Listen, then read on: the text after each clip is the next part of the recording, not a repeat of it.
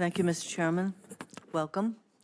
As part of my responsibilities to ensure the fitness of nominees before any of the committees on which I sit, I ask the following two initial questions. First is, since you became a legal adult, have you ever made unwanted requests for sexual favors or committed any verbal or physical harassment or assault of a sexual nature? No, Senator, I have not. Have you ever faced discipline or entered into a settlement related to this kind of conduct? I have not. We received your testimony late yesterday, and you noted that, and quote, President Trump's energy dominance vision will end wars abroad, end quote. And President Trump has directed you to expand oil and gas drilling on a massive scale, which will lead to increased burning of fossil fuels. Now, the scientific consensus is that burning fossil fuels is a primary human cause of climate change. In 2017, then Secretary of Defense James Mattis, appointed by then President Trump, told the Senate Armed Services Committee that, quote, climate change is impacting stability in areas of the world where our troops are operating, end quote. In 2014, Secretary of Defense Chuck Hagel said that climate change is a critical national security threat and a threat multiplier. Now, these are two secretaries of defense. They know something about war.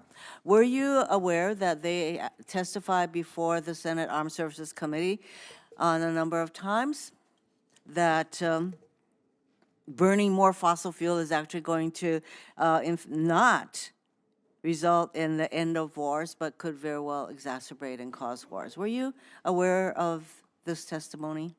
Senator, no, I'm not aware of that specific testimony, but I do know that, that within fossil fuels, the concern has been about emissions, and within emissions, we have the technology to do things like carbon capture to eliminate harmful emissions. Well, the fact of the matter is that you have military leaders who acknowledge that climate change is a major issue. And for you to take the position that, that you're going to engage in actions that will result in the burning of more fossil fuel, it's troubling.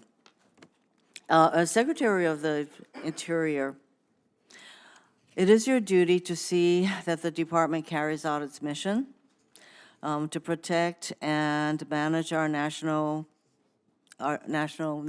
natural resources and cultural heritage.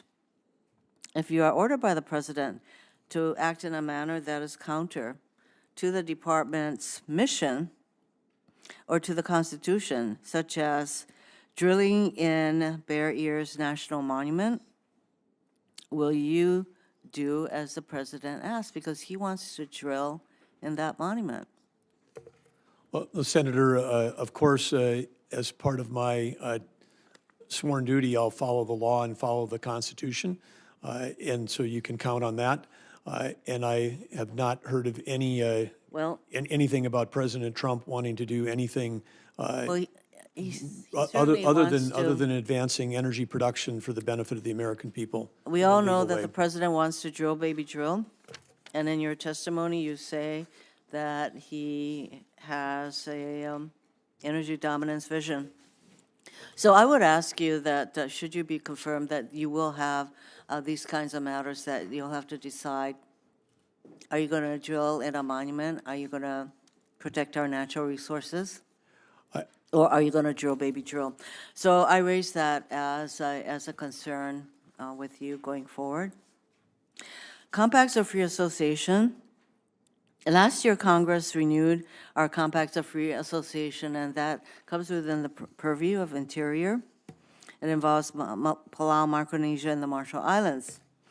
I would like to get your commitment to implement the new Compacts of Free Association in accordance with the bipartisan law that was enacted last year.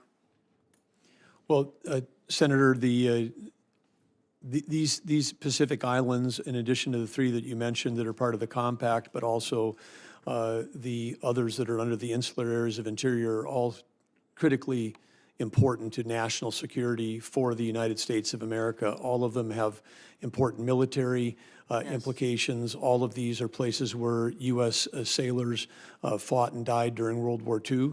And with the aggression that China is showing in the Pacific, it's more important that we support them more than ever. I know that Hawaii plays an important role, including in things like with medical care for those residents of those islands, and I think it's important that the federal government does its share as opposed to putting the load on the state. Thank you. It sounds as though you have familiarity with the compacts, for which I am gratified. Thank you, Mr. Chairman.